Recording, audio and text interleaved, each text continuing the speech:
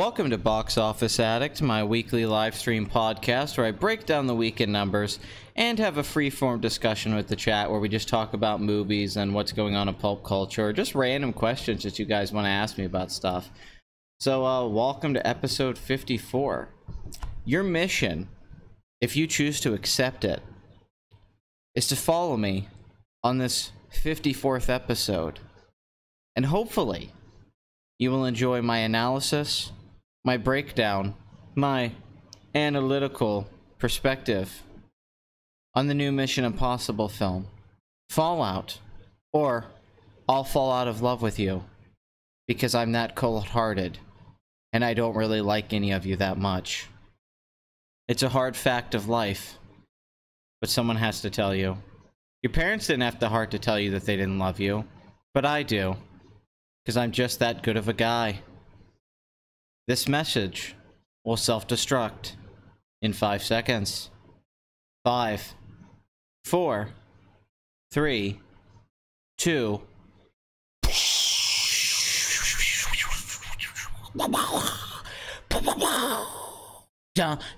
Dun a box office addict. Dun battery.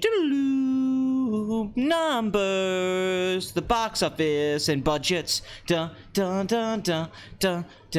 China, Russia, Tom Cruise new movie. What's number one?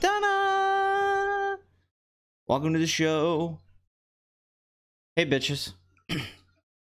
So this isn't BOA? Oh, it's totally BOA, bitches. Okay, so I went to Mission Accepted. Well, I'm glad you took it, Crazy. I'm glad you did. I tried to reference Train Spotting to Pat and failed. Well, you're gonna get a train run on you if you're not careful, sir. You can never watch too much Tom Cruise Bathory. There's always somehow a perfect amount of Tom Cruise, even if you have a little bit too much or a little bit too little. I assume Tom Cruise has heroin that's good for you and makes you look younger. By the way, I would like some sequels to some Tom Cruise movies outside of the Mission Impossible franchise. I know they've been talking about Top Gun 2, but I want a few sequels. I want All the Right Moves 2, where he went to go join the NFL and he got injured and he had to move back to Johnstown and he hates his life and lives in his parents' house. Risky Business 2, where Lloyd Dobler is a failed millionaire who's miserable and hates his children and finds out that he had a kid with the prostitute character from the original film. It'd be nice to follow up with Lloyd Dobler again. Jerry Maguire 2, he owns his own agency. Vanilla Sky 2, Chocolate Sky. That's a good one.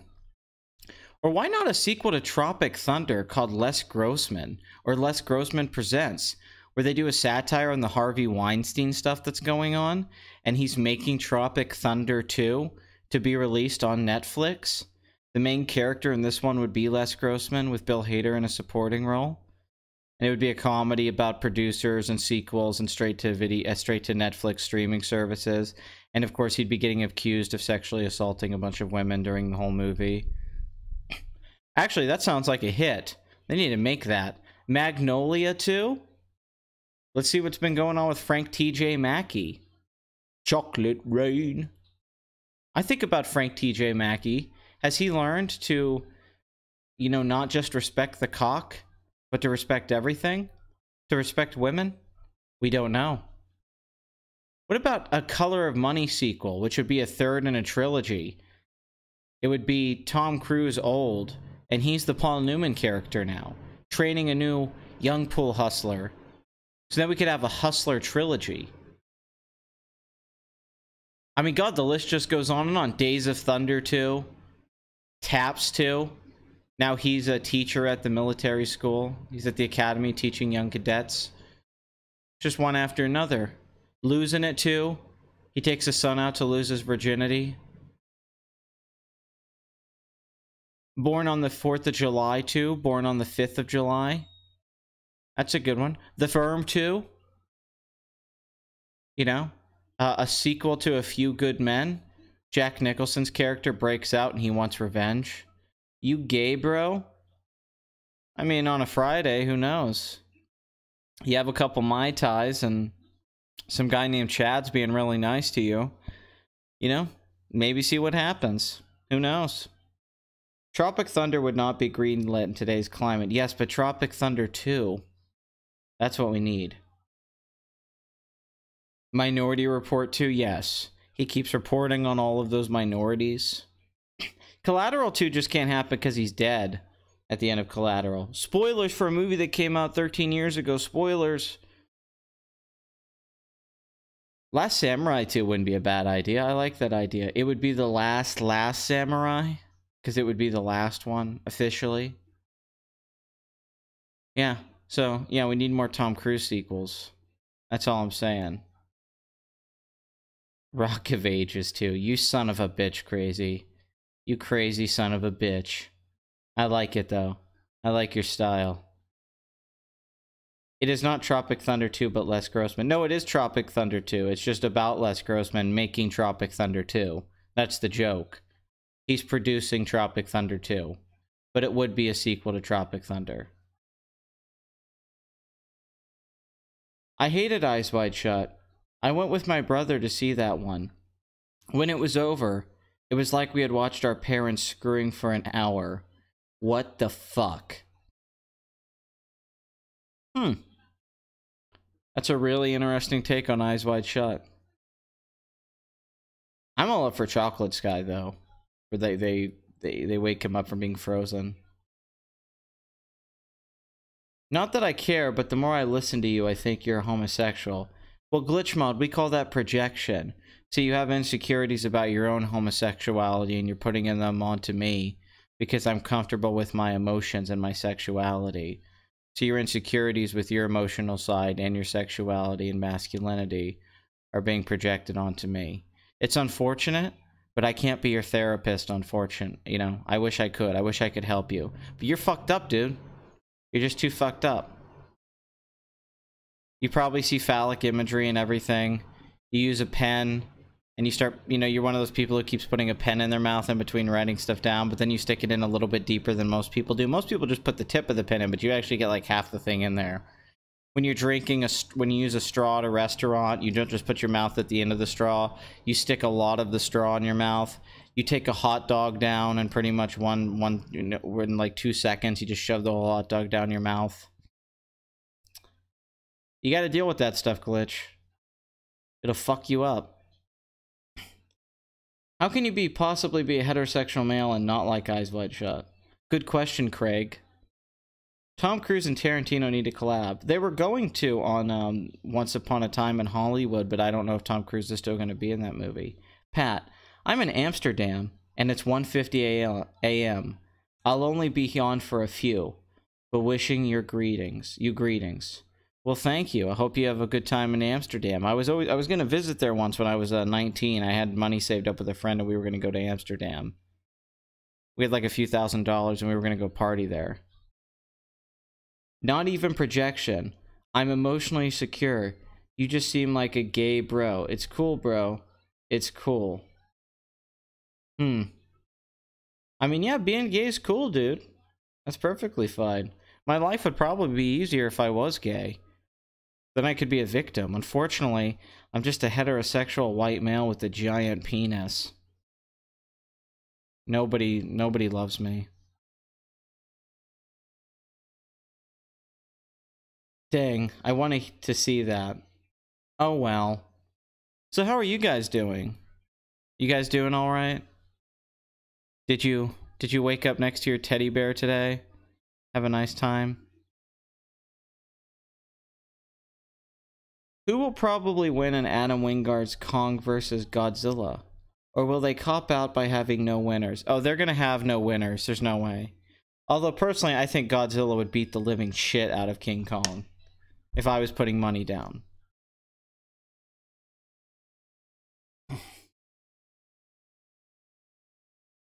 Giant penis. Y'all say that. I love that you say y'all. That's great. Rename the channel, please, Behinds. Did you hear about Dan Harmon? I'm not drinking anything tonight, unfortunately.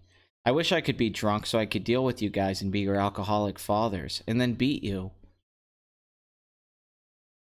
I want to reprimand you. What Dan Harmon vid? Oh, the Rick and Morty one with the blowjob or whatever? Yeah, usually kid shows turned into movies don't really open that great. There was an idea that Teen Titans Go movie would open above average, but outside of like the Rugrats movie, I don't think any kids animated show turned into a movie's done that well. I mean, Godzilla is covered in scales and shoots atomic rays. What the hell is Kong gonna do? That's the great question, Bathory. What the hell is he gonna do? One atomic blast and King Kong's dead. Just one. I mean, if we're being fair here, Kong is smarter than Godzilla. Well, yeah, but see, Will, you might be smarter than some guy who's 6'8" and has giant muscles, and works out like 6 days a week. But guess who's gonna win in a fight? Just saying. Pat, you watch Wild Smile? I'm actually gonna be going on Wild Smile's live stream sometime this week, probably. I was invited on to go to his live stream. So yes, I do watch Wild Smile, and we will be doing a collab, bitches, coming up here in a few days. So yes, and I will be hanging out with him. No, it's an old Dan Harmon skit from over a decade ago. He has sex with a baby doll. Oh, I've seen that. Yes, I have. I don't know how Adam Wingard still gets work. That's a good question. What are your opinions on Teen Titans Go? I think it's awful, but a lot of people seem to think it's really clever and good. And the movie's getting good reviews. But I don't get it. I hate it. I really do. I've watched several episodes, too. You're correct. The SpongeBob movies do very well, yes. That is I take back what I said. Rugrats and SpongeBob movies do well at the box office. Craig is an old pervy wanker. Pat, I'm leaving today. Good friend of his. Tell him I said what's up when you're on. I won't have internet. Alright, Glitchmod, I will tell him that. I'll make sure to do that. Thank you for tuning into the show.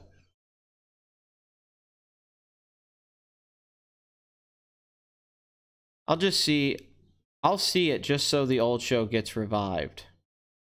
People like Teen Titans Go because they think it's meta and they like to piss off Teen Titan TTG haters. What's TTG? Oh, like we hate the shows. Yeah, sorry, I didn't think about that. Yeah, no, it's a terrible show. The original Teen Titans show was amazing. No, it's meta. It's commenting on this stuff. Just because something meta doesn't mean it's good. Meta is one of the laziest forms of writing out there if it's done improperly. It's extremely easy to be meta. I used to think I hated it because of the original. Now I just feel like it's awful because of the lazy humor. Exactly, Fresh Slice. And that's why you're a fresh slice, my friend. Fresh slice a lot. Yeah, kids really do love it. But kids are stupid. The new Titans project does look god-awful. It looks like ass cancer. And the really bad kind of ass cancer. Which, how can you get worse than cancer in your ass? You know, I swear if I had ass cancer, I would say, you know, don't want to complain about it, but you guys are all going to call me butthurt. I'd be a real pain in the ass, wouldn't I? I like to shit my pants in public. Hey, good for you, man. Any opinions on the new, what is it, She-Ra? She-Ra? No, I don't have any opinions. I was asked for that on the High Council, and I was like, I don't give a shit. The point of Teen Titans Go is that it's not meant to be taken seriously. And yes, the new Titans live action series looks dumb. Well, if you don't want anyone to ever take you seriously, it's a pretty good excuse to be lazy. Wouldn't you say?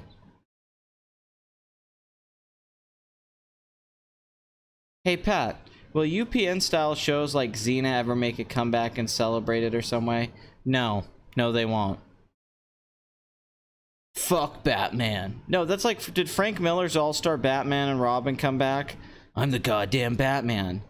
Fuck Batman. I mean, it's like, I guess we're back to this era of comic book writing. I can't wait. That's very much critically in what the media says. Teen Titans Go is a very, very, very well-reviewed show. The movie's got like 92% on Rotten Tomatoes, and the show itself's been very well-reviewed and received across the board by a lot of people. It's adults who think because they're in with the kids and understand them, that makes them funny. They think like, oh, I get the kids like this, so I'm going to give it a pass for being shit. Because journalists and most critics are hacks.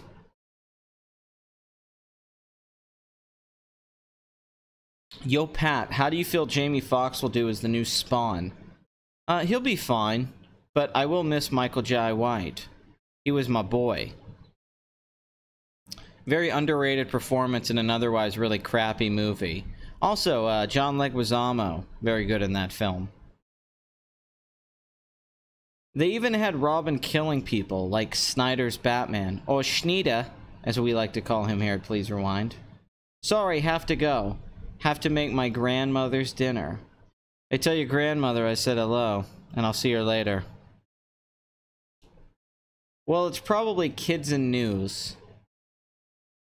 People are trying to make the backlash against the live-action Titans as racist towards Starfire actors, even though everything is about it being bashed. Isn't it great when something shitty's coming out and we all attack it for looking like crap for its writing, and then they go, yep, there's a black person in this or a woman. You're racist and sexist.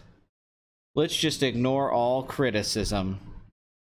Yes, John Leguizamo is very underrated. He has a terrific comedy special called Freak, directed by Spike Lee, and one called Sexaholic, which is also very good. Highly recommend them. Love John Leguizamo. He was a big influence on me. Both Rugrats and SpongeBob movies were able to make money while they'd appeal to a general audience, unlike the recent MLP movie, which was above average film and I'm a brony. Oh, the My Little Ponies movie. I did hear that movie was decent. I think it's from 1997.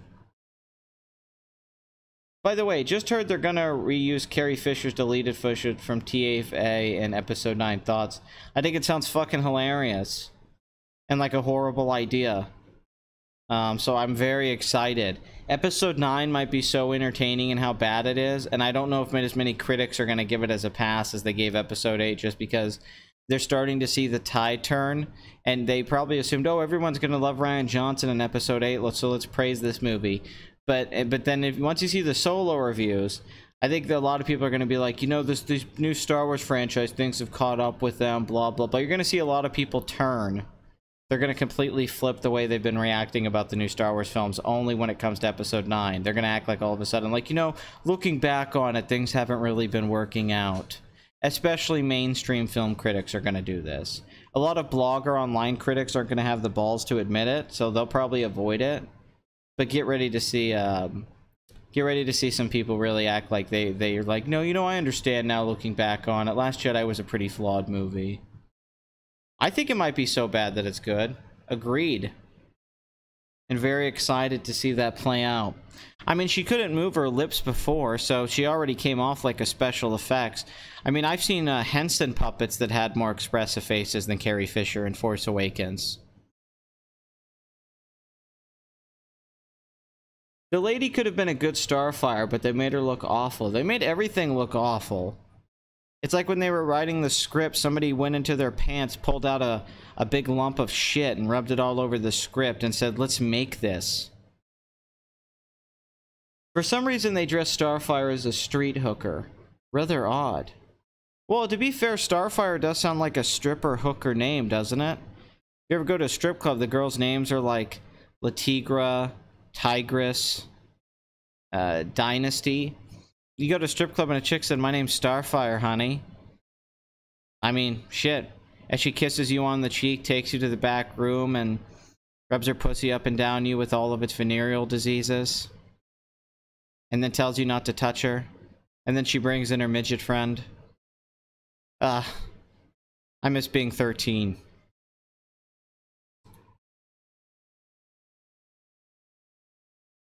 For some reason, they dress Starfire as a street hooker. I already read that. Titans trailer made it look like a cheap TV show, and yet it's supposed to be extremely expensive. I love when expensive stuff looks cheap. That's when you know somebody really is terrible at their job. Oh yeah, I can't wait for Abrams episode 9. I think it's gonna be fucking hilarious. I'm gonna clap throughout the whole movie. Hopefully it's just pure schlock. Remember the Teen Titans theme from Japanese pop duo Puffy Amiyumi? Yes I do. Yes I do. No, Carrie Fisher went from reacting to Henson puppets to becoming a Henson puppet. But it's about family, and that's what's so powerful about it. It feels like Starfire when I pee. Yes, yes. I hope someday a studio gives me a lot of money to make something terrible. Then I can finally kill myself in happiness. Why does expensive stuff end up looking cheap? Is it laziness or bad costume design? It's never laziness most of the time. It's just things start to fall apart during a production and somebody's understanding of the color palette, and you know, the money's not being managed well. They're putting money into the wrong things. Tonal issues. It's a lot of things. It comes down to the people designing the stuff, who designs the costumes, who storyboards it, the people who are directing, even what's creative in the writing. Sometimes if something lacks any creativity, it's really hard to give it a visual polish. There's a lot of factors why expensive stuff can look really cheap and bad. Will he bring his mystery box to episode 9? Is his mystery box even a thing anymore? Yeah, he does have that movie coming out, like the zombie World War II movie or something. And that looks like another mystery box Abrams film. I just saw the trailer for it when I went to go see Mission Impossible the other night, so.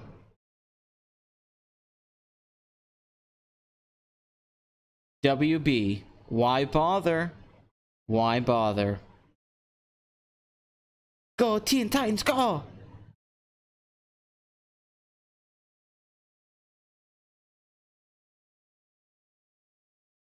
Oh, here I am sitting in a tin can, far above the world.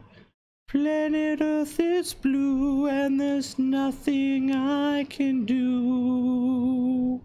Bum bum bum bum bum. Thoughts on the Buffy reboot with a black lead? Joss Whedon is involved. I mean, I didn't love the original Buffy that much. I like the movie, even though everyone hates it. I don't think the show's like as great as some. I like some seasons of Buffy, don't get me wrong. I like seasons 2 through 4 of Buffy, alright. But, I mean, it could be good. I don't really care if Buffy's black. Doesn't matter. I mean, it's lazy. You know, they don't want to come up with something new. But what are you gonna do? That's what they keep doing. I mean, they're talking about bringing Frasier back. Fucking Frasier.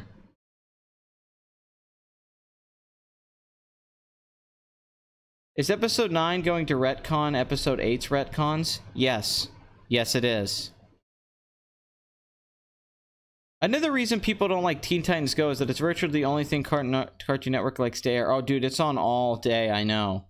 Holy shit. Which Terrence Malick movies are good? Badlands, Days of Heaven, and half of The Thin Red Line. And about 15 minutes of Tree of Life. The rest of his films are utter and absolute dog shit. And don't let anyone tell you otherwise. They're wrong.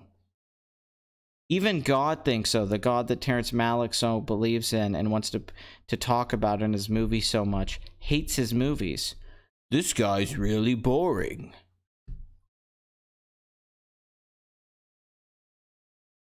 Ray's pregnant in episode 9? Pat, have you been practicing your deadpan routine? Yes, I've been practicing it by hitting myself with a pan, trying to kill myself and be dead. Apparently, it's been going rather well, as this has to be a level of purgatory because this is fucking torture. Oh wait, purgatory is a level of hell. Now I sound stupid. This has to just be purgatory. Let me fix that. Purgatory is just one of the levels of hell. There we go. Fixed it. Now I'm smart again. I love Frasier. Don't get me wrong. Frasier's... Dude, I'm not dissing Frasier. I just don't know why they're rebooting Frasier. Frasier was great. I love Cheers. And no, Frasier's like one of my, like, 20 favorite shows ever. Niles? Are you kidding me? It was a farce. It was beautiful. It was funny. It could do absurdism, but it could also be smart. It was self-aware. They would do slapstick comedy, funny jokes. It's great. Love Frasier. Kelsey Grammer is a great actor. Very above average acting for a sitcom. Why is parts of Terrence Malick's movies terrible? Because he just has lazy voiceover that's him trying to write bullshit poetry with beautiful cinematography, and his actors just being really crappy at the camera because he keeps trying to recreate Days of Heaven. And Badlands is this truly great film because it's got the most story to it and an actual complete script, and you kind of get in those people's heads. It's the closest he ever made to a goddamn movie. Honestly, one of the most indulgent, pretentious filmmakers of all time. He would have been a great cinematographer, though. For sure. Should have definitely been a cinematographer. Your movie Sooks put one of Malick's films as one of his favorites. Well, I also like Malick's films, his early stuff. I think Badlands is a masterpiece, and I love Days of Heaven. And I like parts of The Thin Red Line. But I have a bad feeling Your Movie Sucks probably thinks, like, Tree of Life is good. And stuff like that. But he likes boring films where nothing happens and nobody talks for 2 hours, and he thinks they're brilliant art films because he's a hipster in Canada. But that's why we love Adam, isn't it? That he's like a film buff who's 16 years old. I remember when I loved stuff like that. It's a documentary, so it's good. It's a foreign film, so it's good. Nobody says anything for 2 hours. That makes it good. It's all subtext. Nobody has to actually write a fully fleshed out screenplay. Who wants that? There's too much action and comedy in this movie. I don't like it. I just like shots that linger. And naturalism. Yeah, they're not bringing back Seinfeld. I like Adam, but his taste is sometimes questionable. I also like Adam. I think he's got a great sense of humor. I think me and him would get along rather well. I think we'd hit it off like a couple schoolgirls. He'd probably want to fuck me, though. That's the problem. He's a gay furry. Furry? Furry? Furry. So he wants to fuck animals, but he feels guilty about it, so they can't consent. So he has to dress up as an anthropomorphic creature and then go have sex with other gay people in costumes at conventions. And that is what he does. Just saying. I don't think he likes The Last Jedi. He gave it a bad review. No, Pat, you misunderstand. He put Knight of Cups, but also Tree of Life as well. Ah. Both terrible movies. I just bought Andrei Tarkovsky's Andrei Rublev. Your thoughts? Is it Rublev or Rublev? I'm not quite sure how to pronounce it. It's terrific. Is that Andres? Is that No, I'm thinking Ivan's Childhood. I can admit that I don't know how to say it, but yeah, it's terrific. Great. That's my thoughts. Watched it like, I don't know, 5 times. He has gay furry. What's up, Pat? Hey, Nicholas, I appreciate you doing those timestamps, man, because I'm too lazy to do it, so you make my life a lot easier. I like your descriptions, too. A Quiet Place is stupid. Even Tremors did the blind monster with good hearing better. What do you mean, even Tremors? Like, oh, well, Tremors even did it better. Tremors is fucking phenomenal, so of course it did it better. It's like, oh, even The Godfather. Don't you be dare acting like Tremors isn't a masterwork. Yeah, I like his Alien Covenant review a lot, too. It's great. Any thoughts on Rick and Morty as the smartest adult cartoon ever? Well, that's just not true. Quite frankly. South Park's smarter than Rick and Morty. The Simpsons was smarter, even though I guess they don't count that as an adult cartoon, but, the list goes on and on. Rick and Morty was a really good show. I really liked the first season. But I like a lot of other animated shows better than that show. Adult ones, too. I'm not talking about, like, little kid shows. But South Park's far superior. Has way more episodes, too, that are great. I thought A Quiet Place was decent, but some of the praise was overdone. I agree. Do you have a Hulu account? Any thoughts on Castle Rock? I did have a Hulu account. I don't anymore. Hey, I love Tremors, but I mean in the sense that Tremors is not a serious artsy-fartsy horror. No, and it's awesome. Does Andrew Tarkovsky's Artificial Eye Blu-rays have bad quality? I don't know. I've never seen those Blu-rays. So I can't answer that question off personal experience. I mean, you could look up reviews online. I can't actually answer that. I would definitely count at least old Simpsons as adult. I would too. And I would say that's far superior to anything Rick and Morty's done. I think BoJack Horseman's better than Rick and Morty. Any thoughts on Final Fantasy IX? I love that game. It's a throwback to games I love, like Chrono Trigger. It's classic JRPG. It went back to basics, simple story, fantasy escapism, locations. It's a, you know, there's different kinds of Final Fantasy fans. Some people prefer game mechanics. They argue what's the best or worst game based off game mechanics and how they enjoy playing the JRPG. Other people go off emotion and tone. What kind of story do you like to go through? What kind of journey do you like to go through? And what's more immersive for you as an experience? A lot of people would say 7 has better mechanics than 9 as a combat system. So they like 7 for that, and they like what they consider to be complexity in a story, but it's really just convoluted and kind of terrible. But, you know, I like Final Fantasy 7. Whereas I'm more into Final Fantasy 9 because I feel like I'm kind of going on a journey through a Miyazaki film. And I still think it's got good gameplay, and it's streamlined and enjoyable. Sure, it's not the top when it comes to the combat system, or a lot of elements actually when it comes to gameplay, but it's a very enjoyable, immersive, wonderful experience. And so I think it's just a little gem of a game. In fact, I had that downloaded on my PlayStation 3, and I was just replaying it like 2 years ago. It's elegant in a way that only the best games of that series are. And it doesn't have a lot of the it's just not as annoyingly Japanese as some of the other ones are too, I guess. Which might sound really offensive. Favorite comic books? Well, Jesus, where do I begin with that? Alan Moore Swamp Thing, Sandman by Neil Gaiman, Transmetropolitan, the original Hellblazer run, Detective Comics, Denny O'Neil stuff through the 70s and 80s, Frank Miller's Daredevil run. God, I'm trying to think of some other ones. Graphic novels like David Boring, Moss. Let's see, Superman for All Seasons. Jimmy Corrigan, the smartest kid in the world. Yeah, I mean, the list goes on and on, I guess, really. I mean, those are the ones that immediately come to mind. Bone's a book I'm a big fan of. Great fantasy series, really fun. Why the Last Man by Brian K. Vaughan's terrific. He's really good at plots. Sometimes his writing isn't to my taste. He's a little bit of a hipster, but I love his plotting.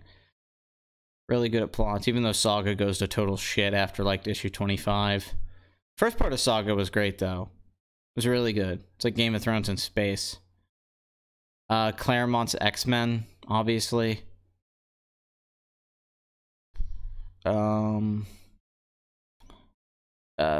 Justice League, Tower of Babylon, Batman doesn't mean to, but pretty much helps in killing off the Justice League. Infinite Crisis. I'm sorry, I'm just trying to go in my head, like, what are all the comics I like? Ed Brubaker stuff, Criminal. Ed Brubaker's one of the best comic book writers.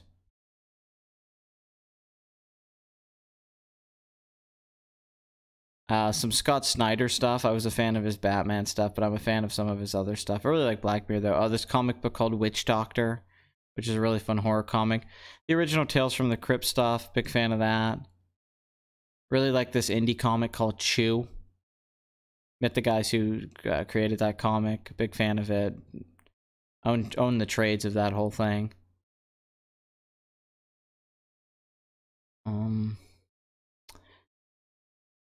Pretty much anything Neil Gaiman ever wrote. I'm just a huge fan of his in general. His stuff's just terrific.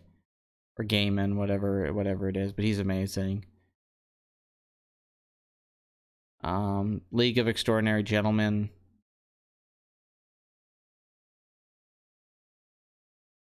Bunch of terrific stuff, basically. Lot of stuff. A lot of great comics.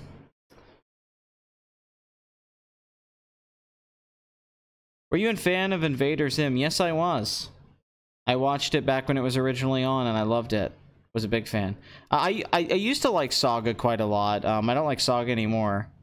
Crisis on Infinite Earths. That's a different book, Crisis on Infinite Earths, and I'm not that big of a fan. But there is a book called Infinite Crisis, I believe.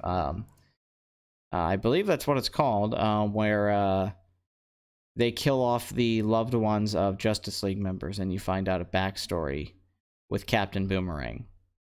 But no, not Crisis on Infinite Earths. I'm actually not a big fan of Crisis on Infinite Earths. Wasn't Miyazaki's Nausicaa and the Valley of the Wind influence on Final Fantasy? It would make sense if it was. It feels that way. Carpenter's Thing is in my top 10, probably. I have Keith David's Autograph. The Thing is an amazing movie. That's easily one of the best remakes of all time. There's no debate about that. In Invader Zim, the humans feel more alien than the aliens. That's an interesting take. I like that.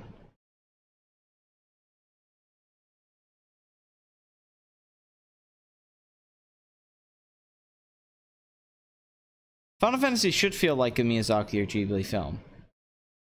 Oh, well, I that's when it's my favorite. I like that, for sure. We need to get to the box office, though. Don't we? Yeah, I guess we have been running a little long. Alright, let's get to the box office then, bitches. So Hereditary has now become A24's biggest film worldwide with 77 million. That passes Lady Bird and Moonlight. Turns out it had to be a horror film to do that, but hey, good for them. Let's move over some films that haven't had a big update. Let's see where Sicario 2's at. 69 million worldwide on a $35 million budget. Let's check out where Ocean's 8's at. 269 million on a $70 million budget. I would say that film's a hit. I don't know. It should be able to get to 140 million domestic. It does need to break 300 million worldwide, though, I think. I think that would be better for it. Won't You Be My Neighbor, 720,000, 47% drop, 20 million. Those are great numbers for a documentary. One of my favorite films of the year that I think is an incredible movie, Three Identical Strangers, 1.2 million. $6.7 million domestically, only in 433 theaters was its widest release. Currently, it's still in that. This film is doing extremely well. So it and Won't You Be My Neighbor are both kind of weird. Two documentaries are doing really great at the same time. Very rare. Eighth Grade from Bo Burnham. The best reviewed film of 2018 so far, 1.3 million, 59% jump, 158 theaters, $2.9 million domestically, so about $3 million. Don't know what the budget of that film is, but of course it's A24, who seems to be releasing the most critically acclaimed film every year. Blind Spotting, a little indie film that's getting a lot of attention, 1.3 million, 523 theaters, is now at 1.7 million. So the film is doing okay. I might go see that movie. Sorry to Bother You, the semi-indie hit, 1.4 million, 49% drop, 13.3 million. Had a really great ride opening, but hasn't really held up that much. Yeah, wanted to see that film. Kind of looked like Spike Lee meets Spike Jonze meets Michel Gondry. Unfriended, Dark Web, 1.5 million, 58% drop, 7.3 million on a $1 million budget. Still kind of a waste to even make and release this movie, I think. The First Purge, 2.2 million at 65 million domestic on a $13 million budget. Let's see where this is at as far as the Purge films go. If this is the highest grossing one or not. This is the Saw franchise after all. First Purge made $89 million worldwide. Had that $34 million opening weekend. The second one made 111. Or is that the third one? I can't remember. This is the fourth one, so I gotta go down. Hold on. I went to my job orientation today. That was fun. The opening part where the guys started to come in felt like the beginning of The Usual Suspects or some kind of crime movie where all the guys are meeting and we're all gonna pull off some heist together. I mean, it was a wacky group of fucking characters. I felt like I was like the main guy, like the Gabriel Byrne, if you will, or the guy who got out of prison is trying to get his life together. And I was just slowly meeting like the Muscle, the crazy guy, the guy who's probably good with explosives and all that stuff. It was very funny, very amusing. But they did give me a free meal. Can't turn that down. I had an omelet. It was goddamn delicious. Oh, the Purge election year. Yes. That made 118. So currently this Purge film is on par with the first two and possibly could pass that one worldwide. They all have about the same budget, so there'll probably be another Purge movie because a bunch of Hot Topic assholes out there love this stupid franchise. Skyscraper, 5.4 million. Now, while Skyscraper is bombing pretty bad domestically with a 52% drop and not at 60 million on a $125 million budget, it's performing very well in China. So it's made 225 million worldwide. It still hasn't broken even, but it's not the disaster it looks like it could have been. So overall, even though I think it was a bad career decision for The Rock and he's getting a little overexposed, it's not doing that bad. That is very true. It is not a remake, for sure. I'm really excited about it, too, just because of the actors involved. Jurassic World Fallen franchise, 39% drop. I think it was 6 million. Way overperforming. $170 million budget, $397 million domestic. This film will break $400 million domestic, which is amazing for the sequel. $837 million foreign. It's at $1,235 million. I don't know if it'll make 1.3. But it doesn't need to. This is already going to be one of the most profitable films of the year. I'd say it's at least going to bank over $300 million. So we will be getting the next Jurassic World film. The first one made 1.6 million. And this one didn't do that. It honestly didn't do that bad. Like, as a sequel, like, it didn't have the same amount of hype, but just imagine Jurassic World 1 had been great and everyone would have loved it, even though mainstream audiences loved it, and this one would have been great. This one could have maybe made $2 billion. I mean, think about how bad this movie is and still how much money it made. Incredibles 2, 7.1 million, 39% drop. This film has really been holding the last few weeks, and that's been pushing up that domestic total. $572 million. That's a great total. After $182 million opening weekend, it's at $996 million worldwide. Basically $1 billion. This should be able to pass Finding Dory. It already has domestically, but it should be able to do it worldwide. Toy Story 3 made $1,066 million. If it can pass that, it'll become the biggest film for the studio. This is Brad Bird's most successful film. These are great numbers. This film did as well as everyone thought it would do. And it should wrap up somewhere. I mean, I was saying it was going to wrap up around $575 million, but it's looking like now it's going to be able to break 580 and possibly reach 590. So somewhere 585 to 590, and you know, it's still got a long foreign run to go. It's been holding well and still got markets to open in. So this could even make 1.1 billion if it plays really well. But it doesn't need to. $1 billion is good enough for a $200 million animated sequel that came out 14 years later. Ant-Man and the Wasp continues to have a disappointing run at the box office for a Marvel film. $8.4 million, 49% drop. This movie sure did come and go, didn't it? After a $75 million opening weekend, it's only at $183 million domestic. It looks like it's just going to barely scratch to $200 million, and it's made $394 million worldwide after being out in theaters for 4 weeks. So 61, 43, 49. The original Ant-Man made $180 million domestic at $519 million worldwide. This can't get into China right now. There's like a blackout or something. So they can't put the movie into China right now. They're waiting to get that approved because the first film made over $100 million in China. Even if this did make $100 million in China, that would just put it around $500 million. I would say this film is not performing that great. It's got to have a budget of at least $170 million. You got to include marketing. When you think about how well Black Panther and Infinity War did, and it had a good opening weekend. $75 million is a damn good opening weekend. And don't get me wrong, $183 million would be good for a lot of movies, but this is kind of like a Solo situation. These just aren't great numbers overall, and at best they're probably going to break even. I don't know if they're going to make a lot of profit off of this film. God, Solo isn't even on here anymore. Where the hell is Solo?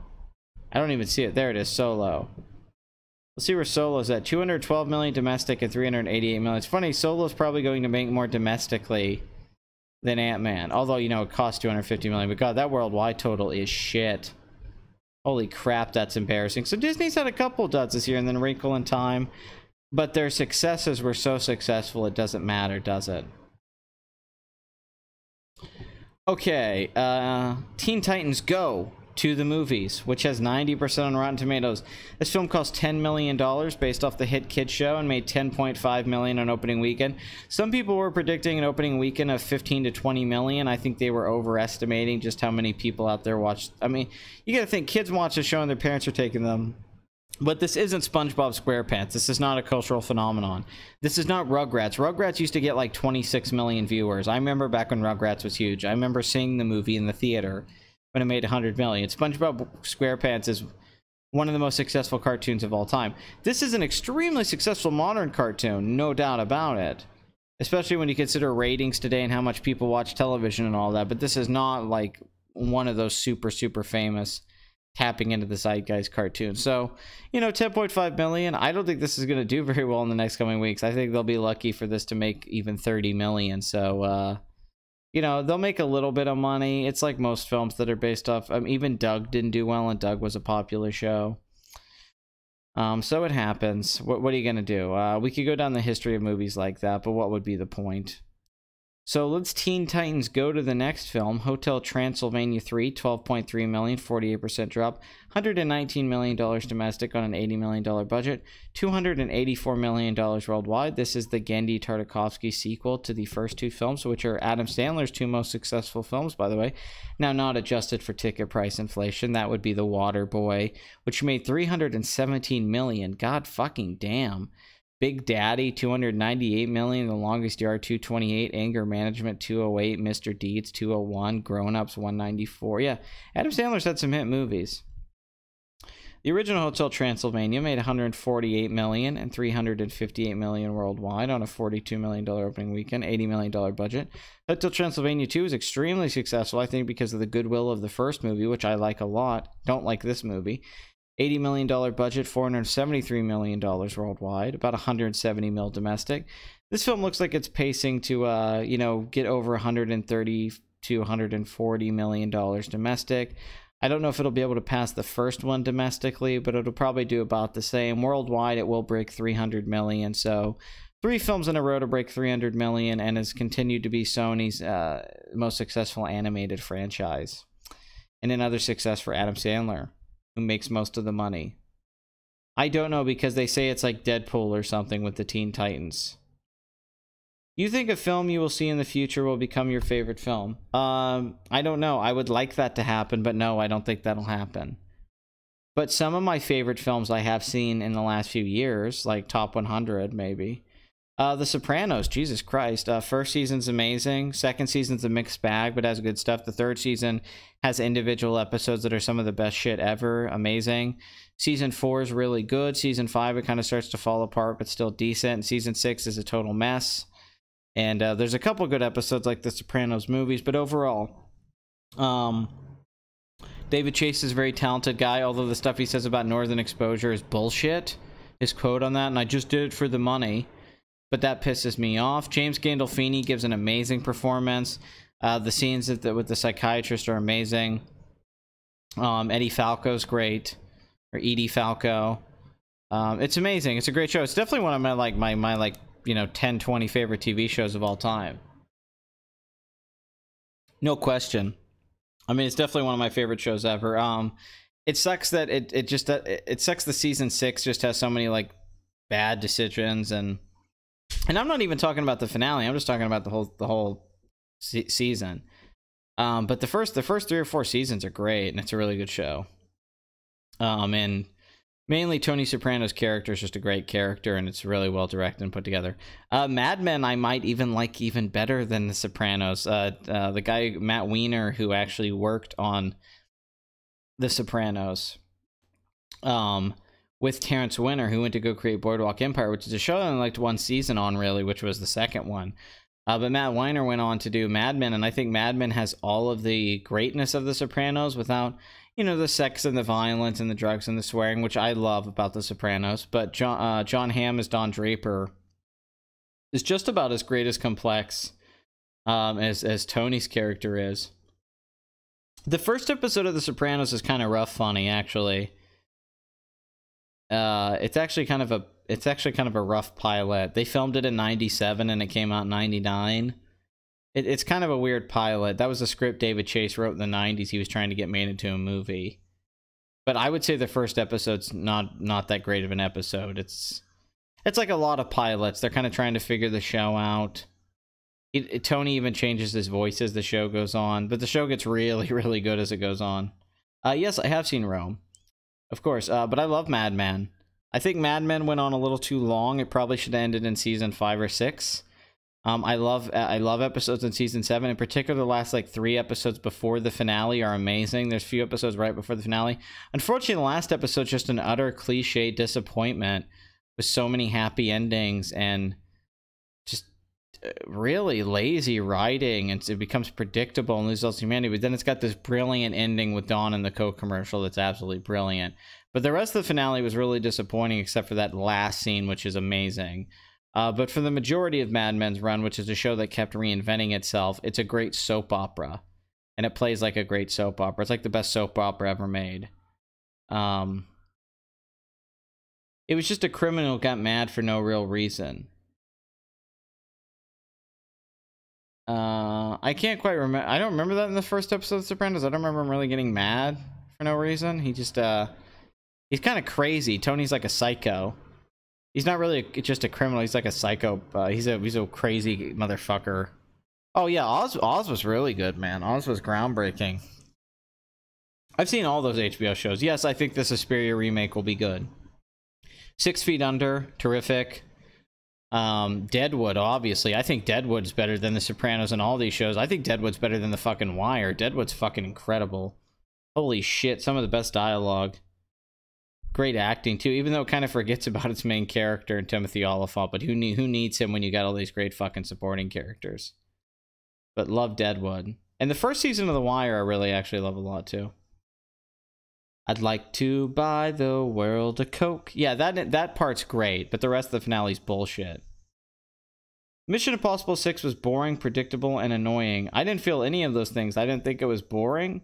It was a little predictable, that's a fair point, but I thought there was parts of it that weren't predictable, and I never thought it was annoying. Not once. Had a great time seeing it. Mindhunter's really good. Yes, Mindhunter gets better as it goes on. It has a really good finale. Do you think Ginny Tartakovsky's R-rated comedy will be great? I hope it is. I'm a big fan of his. No question. The Equalizer 2, 14 million, 61% drop at $64.2 million at the box office on a $62 million budget, $70 million worldwide from Anton Fuqua. The first film made $101 million. Let's see what it did in its second week, and I honestly can't fucking remember. 45% drop, so this is a much bigger drop than the original film, so I don't know if this one will make 101 million. It should at least make, 80 something to 90 million, and worldwide the original made 192, so the adaptation of the TV show. Man, Nicholas Winding Refn was going to make this movie at one point. But this could probably make 150 million worldwide, so it's not like a bomb or anything, but after the really good opening weekend, this is a super disappointing drop. Mamma Mia. Here we go again. 15 million, 57% drop. This film was already showing to not have the same staying power as the original Mamma Mia, which went on to, I think, make like $145 million domestic, and it made $609 million worldwide. It was the highest grossing musical of all time. Not adjusted for ticket price inflation, obviously, but 57% drop is much higher than the first one. This is at 70 million and its second weekend on a $75 million budget, so not doing that great, but this is all about the international box office because ABBA is big all over the world, and everybody loves ABBA. I love ABBA, but it looks like domestically this won't make much more than 100 million probably, but worldwide this could easily make 350 to 400 million, if not more. I saw MS6 last night. It was fun until after the movie when another moviegoer got mad at me for making noise with a paper bag, even though I tried not to make noise. Huh. Oh yeah, Girls is horrible. Girls is a fucking horrible show. Yes, Ian McShane is fantastic. Yes, I've seen every episode of Community many times. I still watch Community occasionally, and I watch old episodes I like. Big fan.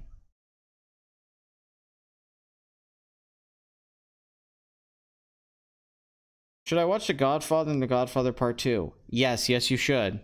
The only people who seem to think The Godfather is boring is they don't like deliberate pacing, I guess. But the first 20 minutes at the wedding, I can give people a little leeway. It's just setting up all of these plot threads. The actual movie doesn't really kick in till after the wedding. So you have to be a little bit patient. And the second one kind of does something similar. What do you mean, did they even bother to market? The movie made $35 million opening weekend, so people were clearly aware of it. Yes, I've seen Freaks and Geeks. I own Freaks and Geeks on DVD. I don't know if Michael Mann worked with Denzel. I'm not sure. I don't think they did. Although that's a good pairing. So anyway, Mamma Mia, not performing that great domestically. We'll have to see how it performs worldwide before we can officially say if this is a success or not. But as of right now, it's doing okay. But compared to the first Mamma Mia, it's not even close. The first Mamma Mia was such a big hit. Pat, would you say the ending to the new Mission Impossible 6 was hilarious? No, I would not. I would not use the word hilarious. No. I wasn't laughing. I would say it was cool and fun. And silly and fun. Like, it was a fun, silly ending. That was escapist and Mission Impossible. But I wouldn't say it was hilarious, no. I would say Bane in The Dark Knight Rises is hilarious. But we probably have different things that make us laugh. I don't think stupid action movies with people surviving like helicopter wrecks they shouldn't is hilarious. That's not the stuff that makes me laugh. Like I don't laugh at Roger Moore, James Bond movies, that kind of stuff. But if you find that stuff funny, that's fine. I'm not telling you you're wrong or anything. That's just not that's not something I would call hilarious personally. I think that stuff's fun. That makes me like happy. Yeah, to me, funny as Bane. Like, what's a lovely singing voice? That's the stuff I find funny. You know, in a movie that's not trying to be a comedy, obviously. And that's what we're talking about.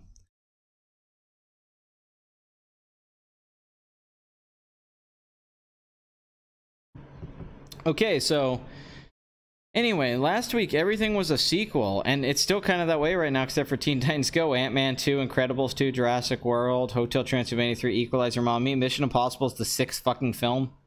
So, Mission Impossible Fallout has broke the franchise opening weekend record. Clearly not adjusted for ticket price inflation.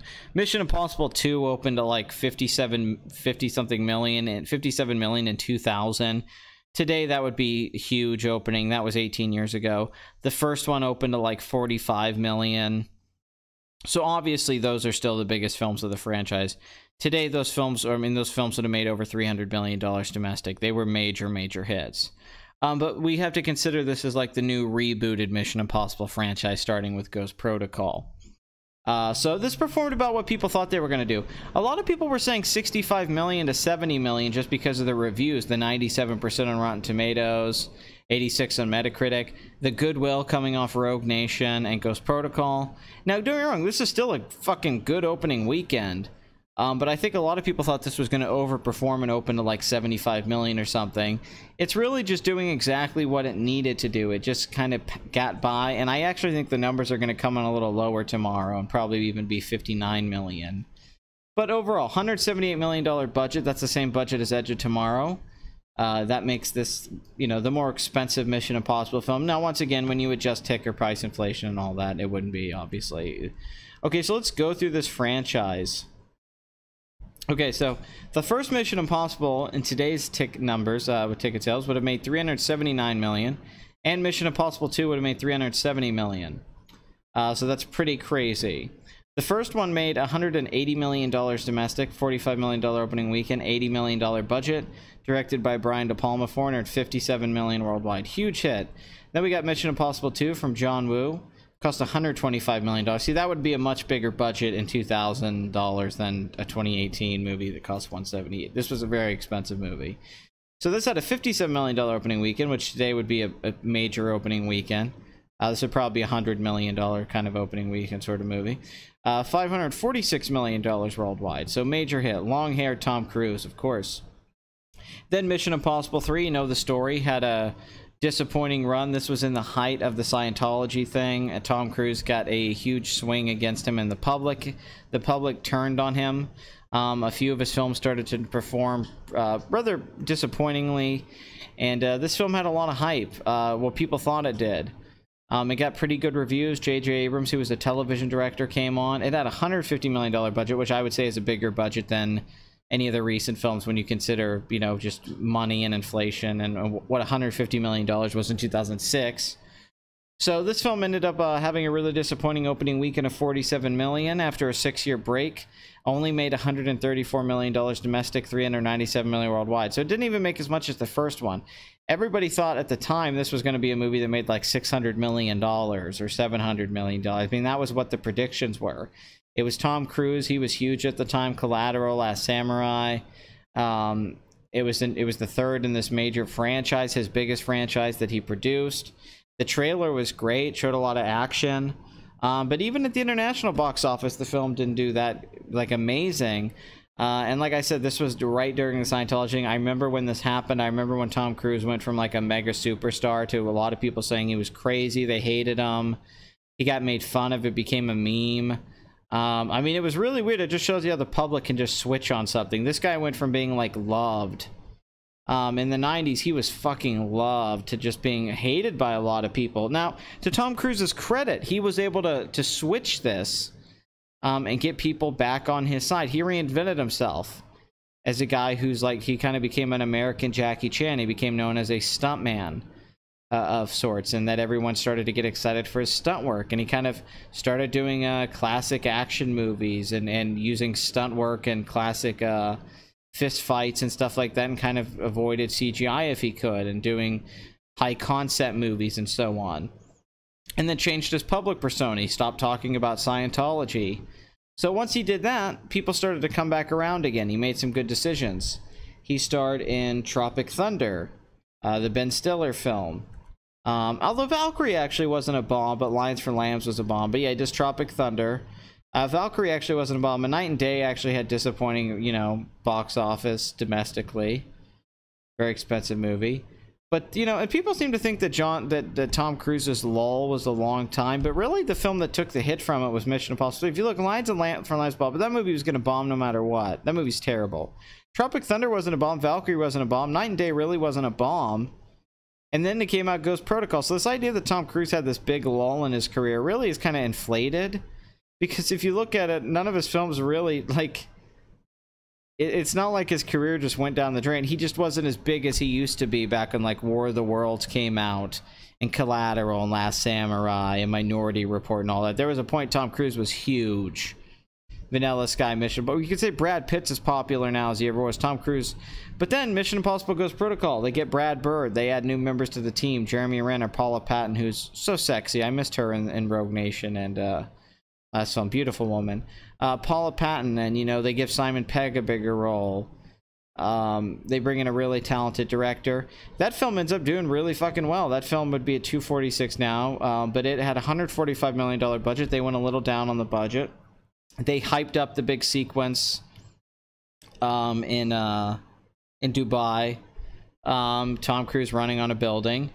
That film had a opening weekend of $29 million, but it already opened in limited release before that. Made $209 million domestic, $485 million foreign, made $694 million worldwide. Became Tom Cruise's biggest film ever. Obviously, once again, adjust the ticket price inflation. A lot of his other films would be more successful than this. But this film was a big hit, big surprise hit. Yes, that was the one with him and Cameron Diaz.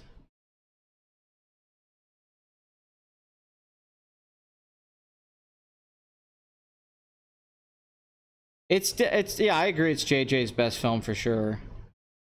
Nolan only has an audio problem with this recent stuff because he's choosing to do this sound mixing where he wants the dialogue to be mixed in with the sound mixing. I don't know why. He started doing that around Inception.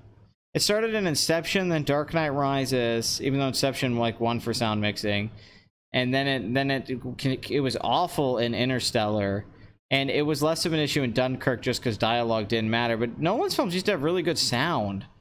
Like Batman Begins has really good sound. You can hear everything, and same with Dark Knight has pretty good sound for the most part. So does Insomnia, The Prestige. I don't know what happened. Only to the point where you could use dialogue sounds really low, but the music and sound effects and all that shit are really loud. I don't know why he started. And then sometimes he'll have, there's that scene in Interstellar where they're doing the countdown and Matthew McConaughey's talking and you can't hear him because the music's so loud. And it's like, what are you doing? I'm surprised that the numbers weren't higher on Mission Impossible 6 too, just because of the goodwill. They do hold up. Yeah, they do hold well at the box office. They don't have big drops. All of the Mission Impossible films have done that. That's for sure. I'd say that that's one reason this franchise lasted.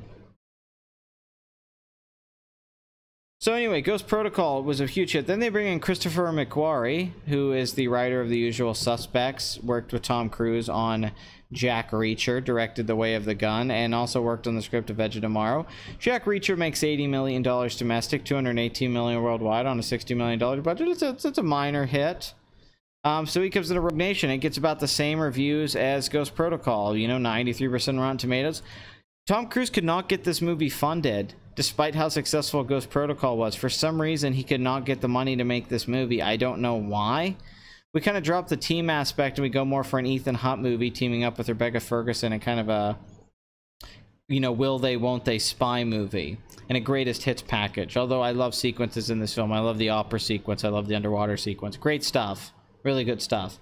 So this film, he had to get this funded from China. So there's some Chinese stuff in there for that audience. But yeah, Tom Cruise had to go to China to get the money to make this.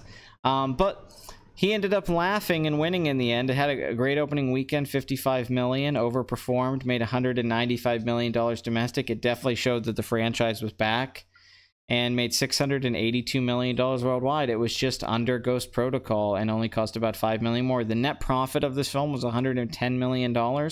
Tom Cruise got a huge chunk of that money. Tom Cruise is worth like $400 million right now.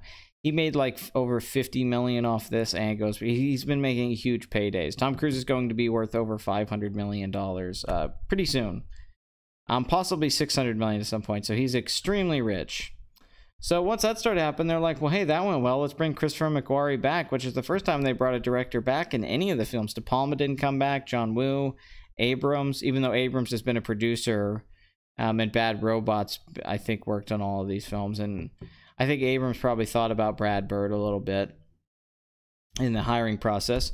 So here we are now, $61.5 million opening weekend on a $178 million budget. So we kind of left that 140, 550. They went a little bit bigger with this budget. I think they felt a little bit more confident with this one because they knew the franchise had kind of made a comeback. You know, they probably had to pay Henry Cavill. They probably had to pay Rebecca Ferguson, Alec Baldwin a little bit more this time around. Also, if you just see the movie, it looks very expensive. I mean, I'm sure it wasn't cheap to shoot that Halo sequence. I'm sure it wasn't cheap to shoot on all of those locations. I'm sure it wasn't cheap to shoot all the car. You know, it didn't look like it should be much more expensive than Rogue Nation, but you got to include that, you know, everyone probably got paid a little bit more this time around, including the writer-director for Christopher McQuarrie, you know, because he made a successful film. So it's just that everyone probably got paid a little bit better. So, you know, it adds $28 million to the budget, but that's still not a crazy big budget, really, for a modern-day blockbuster. I think that's a pretty conservative budget, all things considered. That's a very odd. You don't see that much. $178 million. That was the budget of Edge of Tomorrow, which is my favorite Tom Cruise film in the last like 10-15 years, which has become a cult favorite, but had a disappointing run at the box office, which I mainly blame Oblivion for. This is officially Tom Cruise's second biggest opening weekend after War of the Worlds, which had an amazing opening weekend of $64 million. Made kind of had a disappointing domestic total after that. But if you actually go look, War of the Worlds had a pretty much $100 million opening. It's a big opening. It was Steven Spielberg and Tom Cruise at the height of their powers at one point. Not Spielberg's powers, obviously. He was much bigger at one point. But $132 million budget. That film made $591 million worldwide. Very successful movie. But yeah, Jack Reacher 2 was a disappointment. Had a good opening weekend at $22 million. Ed Zwick came on, the Last Samurai director, but only made $162 million. Didn't quite get the reviews of the first one. And then The Mummy, of course, is infamous now. The Universal Cinematic Universe. from Alex Kurtzman, who apparently was a little bit in over his head. But there's a Mission Impossible sequence in this movie, the Zero G scene, that's really fun. They should have saved that for Fallout. That Zero G sequence would have been great in Fallout. Too bad they wasted it in this movie. This movie actually didn't have a terrible opening week at 31 million, considering that it got like terrible reviews and it seemed like there wasn't hype for it. It made 80 million domestic, 409 million worldwide. They ended that cinematic universe that Tom Cruise and Johnny Depp and Russell Crowe and them were all going to be in. Then we got American Made, which is another Tom Cruise film I think is really great over the last decade. Doug Liman with Tom Cruise is a great match. He brings back that 80s asshole Tom Cruise from like Rain Man. Like, that's what's so entertaining about Edge of Tomorrow is the guy's a total asshole, and then you see him become a good guy and become a hero and become hero Tom Cruise throughout the run of the movie. It's awesome. And Doug Liman, very good director. I love Swingers. Only time Vince Vaughn was good. I love Go. Go's an amazing Tarantino knockoff. Firstborn Identity is a fun movie. Mr. Smith Jumper's terrible. Fair Game's okay. But he's made a real comeback in recent years. Edge of Tomorrow was great. Great little sci-fi action movie. And American Made's extremely entertaining and fun. And yeah, he just brings out that 80s Tom Cruise swag, you know, the stuff that I liked about him in Color of Money and Cocktail, or the Maverick thing. He's wearing them sunglasses like Maverick. So this movie was really good. I thought this movie was very entertaining and good. I wish it would have done better. Had a $50 million budget. I wish this film would have made 100 million domestic and like 250 million, 300 million worldwide. It wasn't a total bomb. In fact, it was one of the box office addict films of the week last year. I remember, you know, box office addict episode, whatever it was, American Made, which actually has over 1,000 hits now. And I remember at the time it only got like 150, and I thought the show was a bust. So, you know, but yeah, it's unfortunate. I really like this movie and Edge of Tomorrow. Him and Doug Liman are doing good work together. I think he's been getting the best performances out of Tom Cruise and some of the best screenplays. But this is a good opening weekend for a very acclaimed film. It seems so hyped. I thought that this would definitely open to 70 million. So it's, once again, it's a little bit disappointing. But a $61 million opening weekend is still great. The question is, though, can this make Ghost Protocol's 209 million or Rogue Nation's 195? We don't really know. We don't know what the word of mouth is like. Maybe people do think this film's more boring and slow than the critics do. It depends on what you're kind of into. This doesn't have kind of that escapism aspect that the last two had. It's not as light and fluffy as something like Ghost Protocol. This film's trying to be more like a Chris Nolan-esque film or something like that. Like, as far as like some of the filmmaking choice, I want to talk about the screenplay. But the directing, that's clearly what McQuarrie was influenced by with certain blockbusters like that. I really enjoyed this film. I thought it was great. I have a whole review for it, even though I don't like the audio on that. It sounds way too goddamn loud, but you guys told me it didn't. But I went back and listened to it last night. I'm like, this is fucking loud. Jesus Christ, it was hurting my goddamn ears. Which I hate, because I think it's a really good video. Anyway, they're bringing back everyone except Jeremy Renner. We got Ving Rhames back as Luther. Simon Pegg as Benji. The terrific Rebecca Ferguson. So why hasn't this woman become a movie star? She's great. I mean, I know she was in The Greatest Showman and stuff, but this chick really needs to become a movie star already. She has tons of charisma. She's good at action scenes. She's just great. I'm a big fan of her, honestly. I think she's really, really good. She should be like a breakout movie star at this point. It just didn't happen. Wes Bentley's in this goddamn movie. He just shows up and shit. Like Inception and The Hunger Games. But, anyway, $61 million opening weekend, so it's Tom Cruise's second biggest opening weekend. $153 million worldwide. I mean, this should be a lock for 500 million worldwide, just considering the franchise. But we'll have to wait and see. A lot of people thought this was going to make 700 million worldwide, but just from this opening weekend, not overperforming, I think that's questionable. I think this film could actually end up at somewhere like 180 million domestic, 185, and maybe 500 million worldwide. I don't know if this is going to make Ghost Protocol Rogue Nation money. I got a weird feeling about this. I could be completely wrong and this film makes like 750 million, but something about this feels off. Maybe it's a mix of things. Maybe it's just the summer's too crowded and people are burnt out. Maybe the In My franchise is running a little bit out of steam because this is less of a standalone movie as much as the other ones. This is actually very much a sequel to Rogue Nation. The critics are loving this one. It's a critical darling. It's one of the best reviewed action films of the last decade, and a lot of people who typically don't like Mission Impossible films seem to really like this film. Maybe it's just Henry Cavill stank. I don't know. But, you know, once again, not a bad opening weekend. This is probably going to be a successful film. But from what I was reading on a few websites, they were saying that they don't think this film's going to break even until it's home video and all that. They don't think it's going to break even in theaters. That's what Deadline was saying, just because of marketing. And because Tom Cruise gets such a big chunk of the money. He gets paid a lot for these films because he's a producer on them. And he's the major star. So it's not like Paramount gets a bunch of money from this. So apparently they don't think this is going to break even in theaters. That's what I was reading. Even if it makes, like, I'm like, well, what if this makes 500 million worldwide, it can't break even? That confuses the shit out of me. Why would you make a movie like this if it couldn't break even at 5? So I'm confused by that. I have to assume this film's going to make profit theatrically. But overall, this is the biggest worldwide opening of the franchise. This is better than Ghost Protocol. This is better than Rogue Nation's worldwide opening. It's only opened in 36 foreign markets. And that's a damn good opening weekend overall. So good for Tom Cruise and good for Christopher McQuarrie. And hopefully this plays well over the next few weeks and this can actually make money. You know, their goal would be at least 200 mil domestic and 600 million worldwide, I imagine, is what they want. They probably want to get that third 600 million, 650 million, honestly. I don't think this film would have to do much more than that. I mean, it should have honestly made 700 million, 800 just because of reviews and the other two film success, but you got to take these things for what they are. So, but you know, $650 million worldwide total would be great. $9.4 billion worldwide for Tom Cruise so far as an actor, and the last two MI films are his biggest films when you don't adjust it for ticket price inflation. So we'll have to see where Fallout falls on that list. So there we go. Good opening weekend. It's been a very busy summer. Incredibles 2 overperformed. Infinity War. Deadpool 2 did, you know, a little bit less than what we thought, but Jurassic World overperformed. A lot of things have been overperforming, so I was kind of thinking Mission Impossible was going to do that too, just because so many of the other films. But you know, like there's been stuff like Ant-Man that kind of, you know, is having just an okay run, and a couple other movies. But I was thinking that Fallout was going to be like 70 million. I mean, really going into the weekend, I thought that I'd be here talking about like $75 million opening weekend, huge opening, way better than what anyone expected. But it came in about where everyone expected, between like 58 to 63.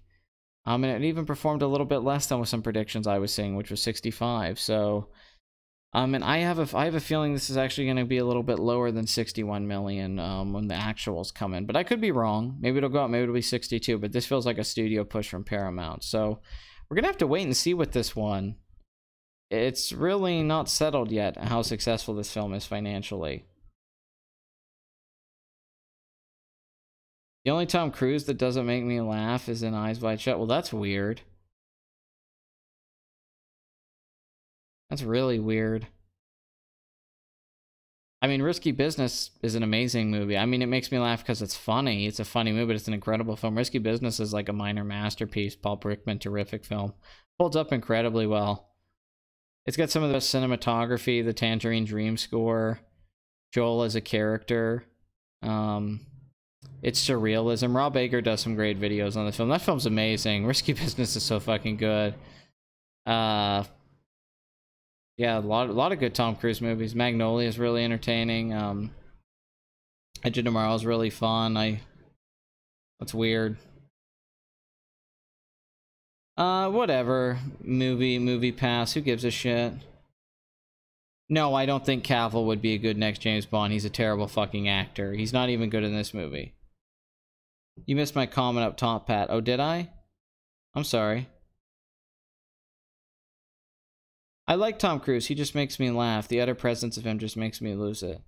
Oh, that he's gay and he's in the closet about it, and he's like kind of silly and runs around and stuff like that. He's running away from the gay. Yeah, that's true. I didn't know that's what you were talking about. You're saying, I thought you were saying his movies make you laugh, and I'm like, what?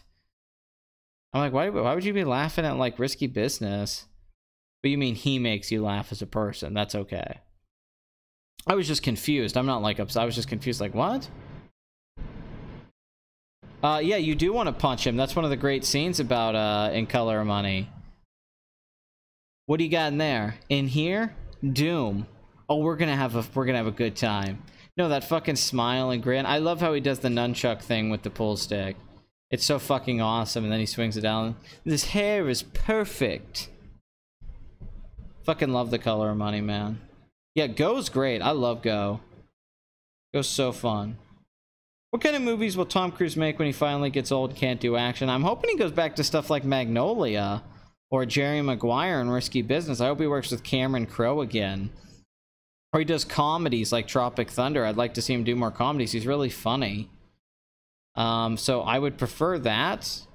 I'm assuming... Yeah, I thought Ghost Protocol was one of the better ones, too. I really loved Ghost Protocol. Brad Bird did a great job. Hopefully he does some dramas, some thrillers, and does some comedies. I think that's what he should do. I think Tom Cruise could do some really good comedy roles, and I think he could do some really good thrillers.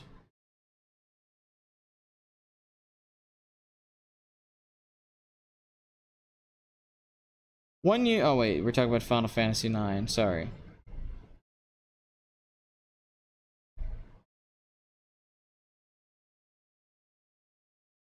Edge of Tomorrow is also technically an adaptation of a manga and Japanese novel. Yes. They should have kept the original title. What was it? All You Need Is Kill? You just want to punch him when he lip syncs to... Yeah, it's great. No, I love that scene. It's so good. I was just watching that scene recently. Days of Thunder was one of my favorite Tom Cruise. Man, I really like Born on the 4th of July. I love Jerry Maguire. Jerry Maguire feels like a sequel, like Lloyd Dobler got older and became a sports agent. From Risky Business is one of my favorite movies of all time. It's an incredible... What happened to Paul Brickman? He only made that. It's like, dude, great dialogue. I mean, like, some of the best, most quotable dialogue of the fucking 80s. Amazing director, great cinematography, good, this amazing natural performance from Tom Cruise that Tom Cruise never really gave again. I really like Rain Man, which is really his movie. Which I really like Few Good Men. Just like so many Tom Cruise movies. But Risky Business has held up to me a long time. Yes, Tom Cruise does like to be the all-American hero. No, it didn't do as well as they hoped. No, you're right about Teen Titans Go. He is a good physical actor in this movie, for sure. Tom Cruise has always been a very good physical actor. He's got great... his posture and the way he does stuff's always been really good. Was Tom Cruise funny in telling a joke and being as an egomaniac? Because his humor in Tropic Thunder comes from near violent egocentrism.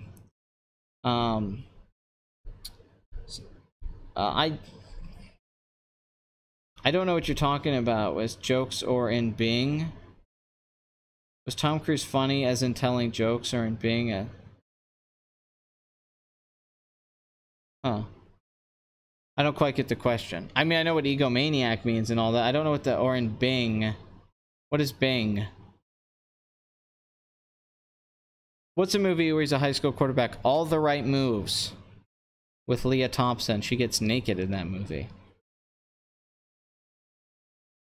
Poor DC can't even catch a break with a kids movie. I know. Dazed and Confused. Tom Cruise would have been great in Dazed and Confused if he had been younger. He actually would have been really good in that movie. Being. Oh, being. Oh, okay. Okay, that makes more sense. I was like, what's the Bing mean?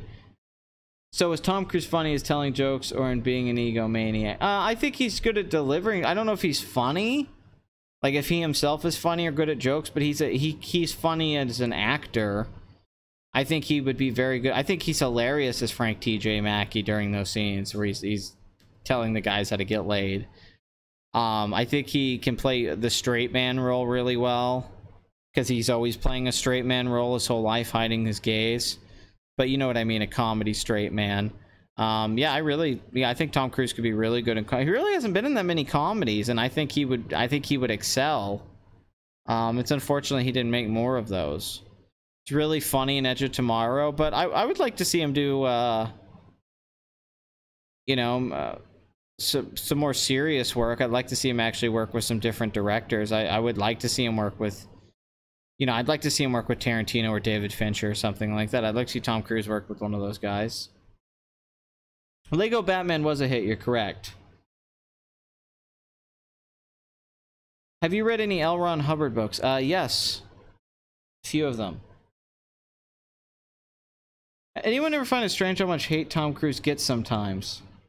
When people hate on him, they really take it to extremes, acting like Tom Cruise is Hitler's son or something. Well, he is at the head of a cult and thinks he's going to fight aliens. But I do think people are stupid because they also ignored that he's like the nicest guy ever, and he helps a lot of people, and he does a lot of work with people, and everyone who's ever worked with him on a movie set. I mean, this is universal.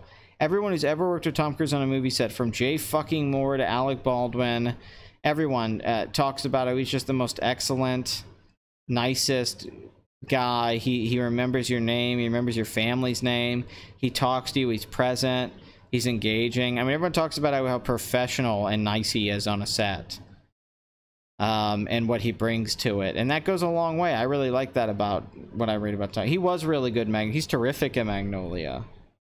Respect the cock and tame the cunt. And of course, the scene with his dying father he talks to, which actually happened to him in real life, which is weird.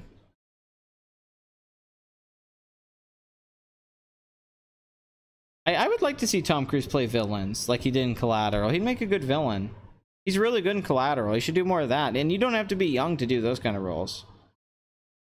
Tom Cruise is like your weirdo Mormon neighbor. Harmless but crazy. That's a good description. I think that's very apt. I don't know if he's super fake. I think you can be genuine. I mean, if faking confidence is the same as being actually confident, faking kindness and being super nice to people and professionals is actually not that different from people who are actually kind and nice. That's one of the weird things about life. Being really good at faking something and doing it all the time isn't really actually that different than human beings who do that stuff naturally, because you program yourself to do it, and you start doing it as like a natural thing. Now, if you hurt people and you're deceiving them, that's different. But as far as I know, Tom Cruise never used that to hurt any of those people or screw them over. They all got paid a lot of money to work on the movie, so it's completely fine. So I don't think it's really that bad of a thing. I think he's definitely a lot weirder, but you know, but actors in general just want people to like them. But professionalism goes a long way for sure. Being professional, wanting people to show up on time, do their job, work, feeling responsible for the millions of dollars you're given to make a movie.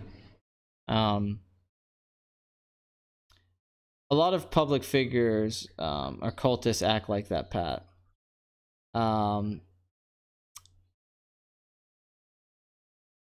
Yeah, but that's you know, that's still nice. If you're working on a movie set, wouldn't you prefer that? You're working on a $200 million movie, then working with some guys being a fucking asshole, like how Marlon Brando is being on like Apocalypse Now. I don't know. I'd prefer somebody who's acting professional. It's a goddamn job. I don't care if you don't actually like me, but at least pretend you do when we're making a movie so we can get the job done. No reason to be an asshole. Taps, Collateral, and Blink You Miss a Cameo in Young Guns are the only times Tom Cruise has played a bad guy. Yeah, it's unfortunate he doesn't do it more. I think he'd be really, because you know, he can do an asshole really well. He plays a really good asshole. But he never really plays an asshole bad guy too often. He always plays an asshole that's got the heart of gold, like in Rain Man or something. Oh yeah, Collateral's just great until the third fucking act. But the first two acts, awesome.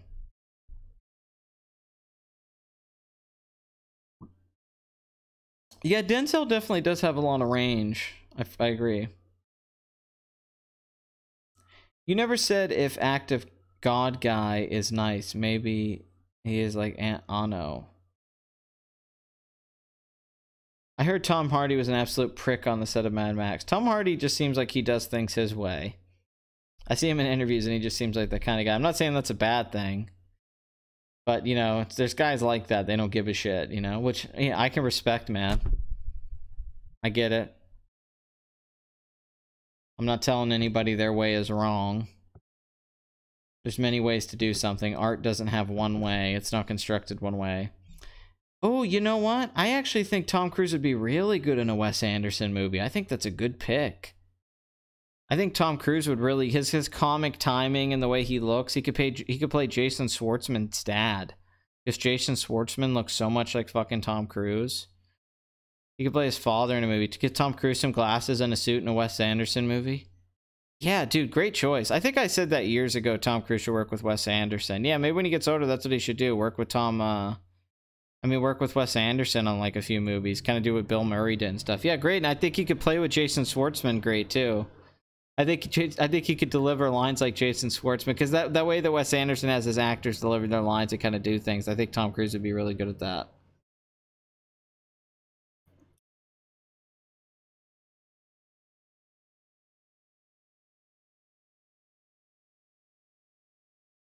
Oh yeah, I guess Les Grossman is a bad guy in Tropic Thunder. That's a good point, actually. I didn't even think about that.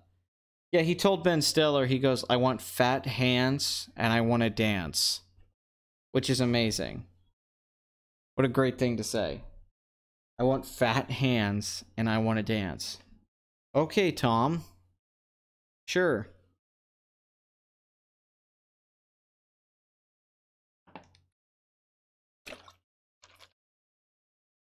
Like an angel with no sense of mercy. Even if someone's not actually nice, there's something to be said about they care enough to be polite nice, even if they're not. Yeah, I agree. I think effort goes a long way. You can put effort in, which means you're not being lazy, at least with the way you treat people. Yeah, he came up with a lot of the Les Grossman stuff. He said there wasn't enough of a producer's presence in the screenplay. You know, and he was telling Ben Stiller that. He goes, you know, you need this pressure from the studio in this script. You need to go add this stuff. And he kind of added to the Les Grossman stuff.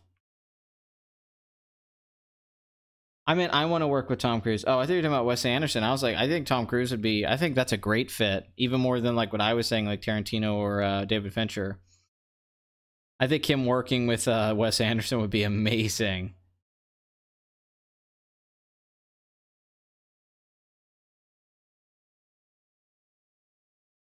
I thought he was based off Harvey Weinstein.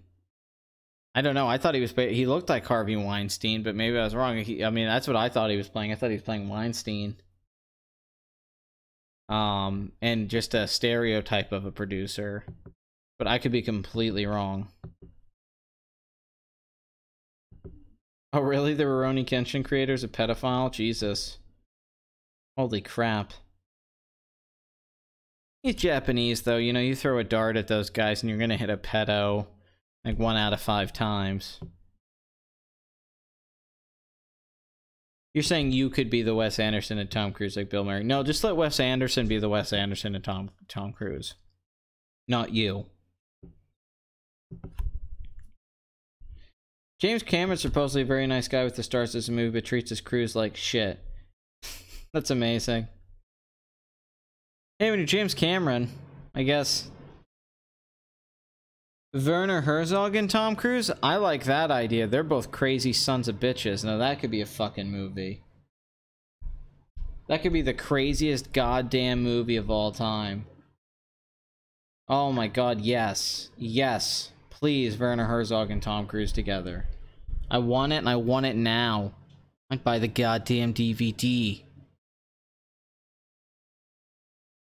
It just sounds great. Well, I don't think that Final Fantasy IX's nostalgia pandering at all. I think that's stupid, and there's nothing wrong with nostalgia if it's done well. You can do nostalgia well.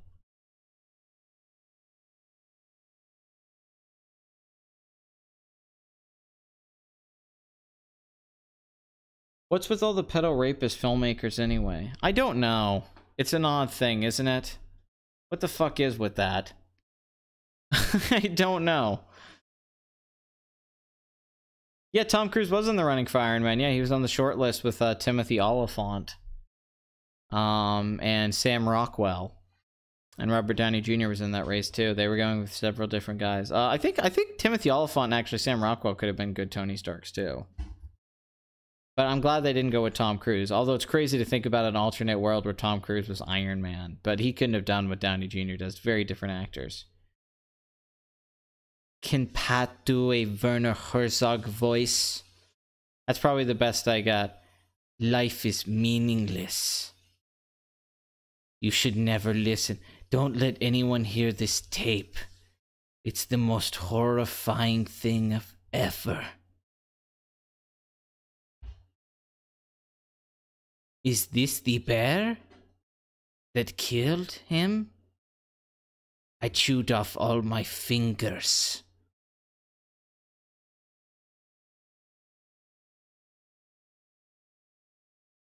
I do like that 9 went for more fun style too. I agree with you. Tom Cruise would have been a great Booster Gold if he was younger. I agree. I think he would be the perfect, because he would play it just like he did in Rain Man and what he did in Edge of Tomorrow. I agree. When I used to talk to Blood Money about doing a Booster Gold movie, we both said we need someone like 80s Tom Cruise. Completely agree. Yeah, Grizzly Man. I love him, Grizzly Man. Never let anyone hear this tape. It's the worst thing ever. It's like, well, you get to hear it, asshole. And other people get to listen to you. Why can't I listen to the fucking audio of the guy getting eaten? Fuck you, Werner. What makes you so goddamn special? No, it's hilarious. Grizzly Man's an unintentional comedy. Him listening to the tape and then being like, never let anyone hear this. This is the worst thing ever. This is the worst thing in mankind. And it's like, oh, it's like, come on, Werner.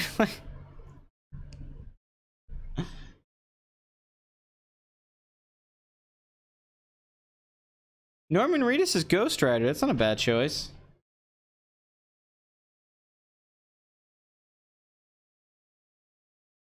I feel like when that guy was getting eaten by the bear, he's like, I'm getting eaten by the bear. Oh, Vernon, that part's so funny in that movie, him listening to it. It's so funny. And then him later, was this the bear? I actually am German. I mean, I'm not from Germany, but that's my heritage. Wrath of God is one of the greatest films of all time, so you should watch it. I would say that's one of the 100 great movies of all time, so yes. And arguably Werner Herzog's best movie. I'd also highly recommend Fitzcarraldo and his amazing remake of Nosferatu, which is an incredible movie, and pretty much all of his documentaries are incredible. As far as I'm concerned, he's never really made a bad movie. Even his bad movies are amazing. I haven't seen every Werner Herzog film, but I've seen a lot of them, and they're all amazing. Love the guy. I think Shazam looks like fun. It should be silly. It's kind of a silly premise. How else do you do it? What, do you take it seriously? I don't know if Fox will get to do R-rated movies. They've had success with it, so they should. They should continue to do a Deadpool R-rated and some other stuff. I don't think you should do everything with an R rating, but some things, yeah, sure.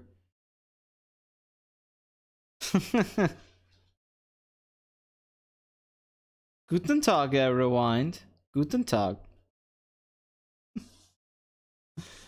I just think of like Ray Fiennes and shit. It's fucking cold.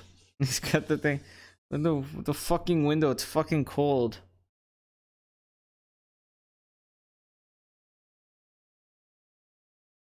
Where is she wind? She's cooking. I think she's making dinner. I don't know. I don't fucking know. I'm gonna say that. Alright, people, I gotta go to work tomorrow. Tomorrow's my first day of work. Today was orientation day, which was about 5 hours. But it was the most relaxing, fun orientation I've ever been to. It was kind of incredible. Like I said, they gave me a free meal. Free fucking meal. And we're talking like a $20 meal here. It was amazing. It was fucking free. My boss was a really cool fucking guy. I got a bunch of free coffee. Didn't have to really do much, just talked. There was a lot of talking, getting to know people, getting to check out what was going on. Gonna be a busy day tomorrow. So I'm gonna get off here now because I'm gonna need to go to bed, get some sleep. I still got other shit to do. I didn't want this to be a long episode anyway. The Beef Stew podcast. There's a lot of podcasts that this channel was supposed to have that never happened. Real discussions. Although me and Blood Money have been talking about... Thank you, Bathory. We've been talking about doing kind of what I did with the Death Note live review, where I watched it on Netflix, and every 20 minutes I'd pause it and talk about where I was at in the movie. So that's kind of... We're talking about doing that, as watching a film together that neither one of us has seen, and then pausing every... Not doing a live commentary, but pausing every 20-30 minutes and being like... okay, let's talk about what we think right now. Because he was telling me, he's like, dude, I love that Death Note video. Because I like that one too. Because it's just me reacting live to it. And I'm not doing like a live I'm basically just editing like a live commentary, giving the illusion of that. But I'm pacing it out. So we've been talking about doing that together. I think that'll be great. Thank you. I thank all of you guys for saying that to me. You're all so sweet. I love Run Lola Run. Lola Rent. Seen that movie. I watch that movie every year. The last day. I love it. It gets better every time I watch it. In this BOA with the Teen Titans theme song. I don't want to get a copyright claim though. Hey, later, Darkwing. Thanks for showing up, my man. It's good to see you, motherfucker. Yeah, you guys are absolutely awesome. So anyway, if you listen to Box Office Addict, I know this was a shorter episode, hour and 45 minutes, but man, they've been over 2 hours the last few weeks. I got to go to work tomorrow. I thought I was going to have to do this on Monday. I was so happy to get to do this on Sunday. I'm sorry if this wasn't the funniest, most energetic, analytical episode. But we've gone on 54 weeks. Not every episode's going to be A+, and I'm just super tired. I was at an orientation today for hours, and I only got 3 hours sleep last night, so I kind of lack energy. That's why I was a little bit more deadpan. I was just playing deadpan because I couldn't really get into fast talking rant mode or anything like that. Thank you, Kevin. Thank you. Kinski can be mesmerizing when he's starring in a good film. Yes, he can be. Alright, so if you listen to Box Office Addict, you're probably a Box Office Addict yourself. And I'm not here to help you with your addictions. I'm here to encourage them, right? Later, Werner Herzog's going to be listening to this episode and going, never let anyone listen to this. This is the worst episode of anything ever. Truly, Pat has tapped into the meaningless of the universe.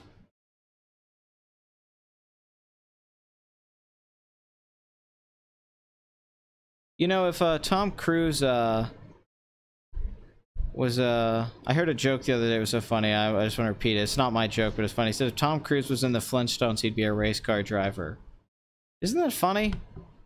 That's some good shit.